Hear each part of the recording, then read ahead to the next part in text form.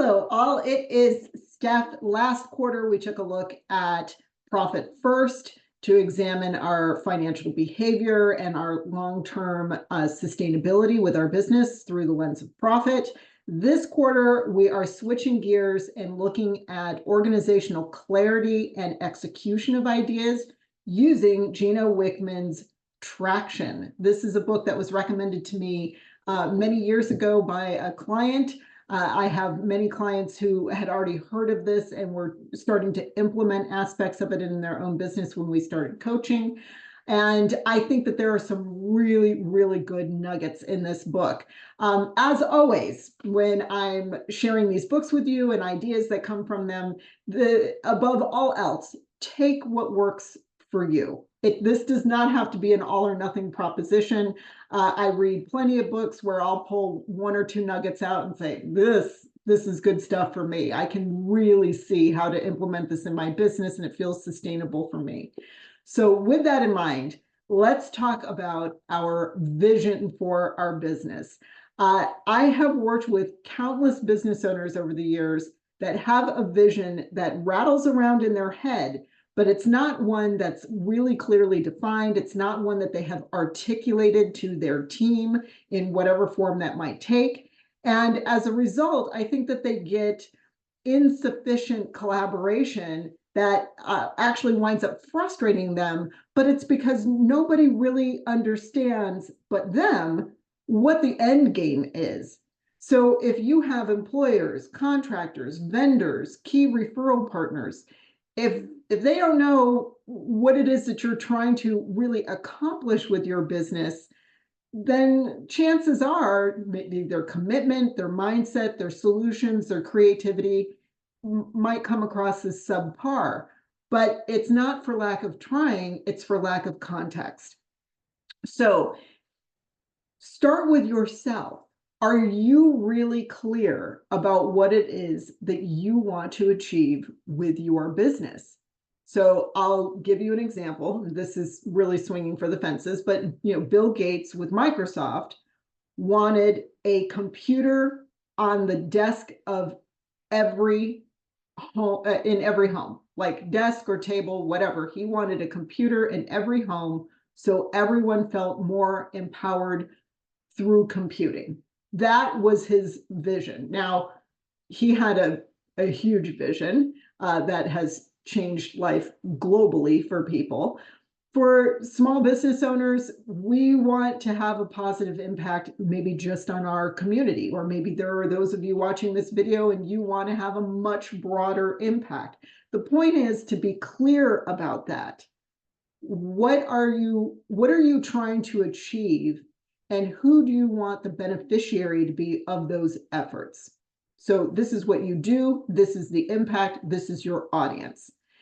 If you're not really clear about that, then you can't even have this conversation with other players. So step one is getting that straight in your own mind. Step two is either collaborating with others to help you achieve that clarity, or certainly at the very least communicating what you've come up with to the people who on the day-to-day support your business and are part of this ride that you're on.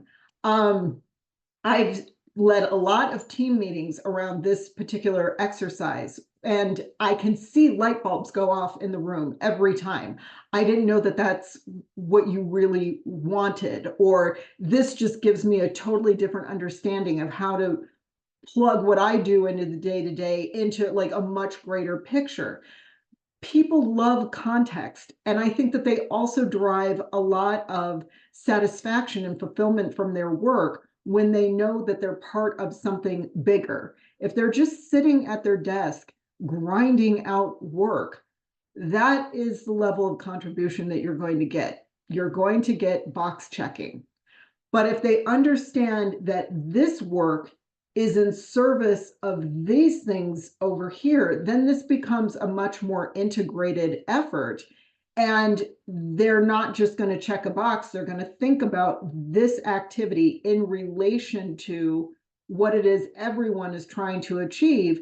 They're going to find a better way to do it. They're going to create a better client experience. They're going to create a better product. They'll create better systems and processes, which is going to improve your long-term sustainability.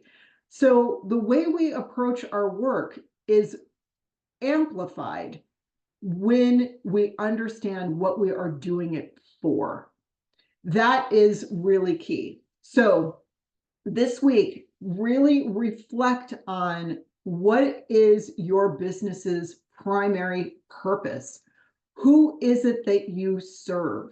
What impact do you want to have on their personal life or on their business if you're B2B? And also start thinking about where do you want to take your company in the future? Now, hi, Lily. Thanks for joining us. I know COVID radically changed things for all of us. And I mean, obviously we're going to go through other events, major events in life. So I'm not a huge proponent of locking ourselves into like a fixed 10-year plan, because things can happen that change that.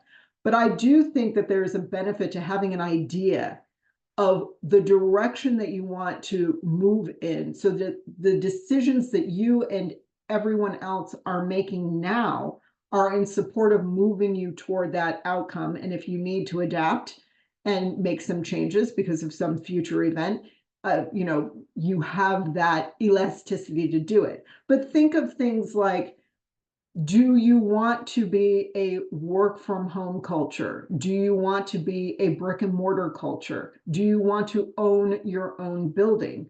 Do you want flex office space or, co-op office space? What size team do you need to ultimately get to where you want to go? What kind of revenues do you anticipate? What profit do you want to have? How much do you anticipate investing back into the business? Are you going to need any other infrastructure, like a fleet of vehicles or specific equipment?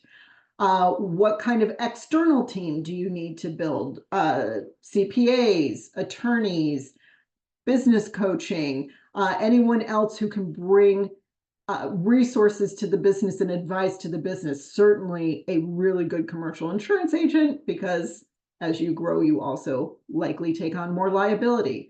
So think of where you want to take the company and what all needs to be involved in that, and then begin involving your team in fleshing out the particulars and owning their piece of things. The more people feel involved and the more they get to have a voice and participate, the more they take ownership, self-accountability, and that is when you get something called traction. So all things to think about. I know that these are big considerations to make, so take a couple weeks, think that over, and I'll have a whole other topic for you in a couple of weeks that you can chew on. Take care, everyone. Bye.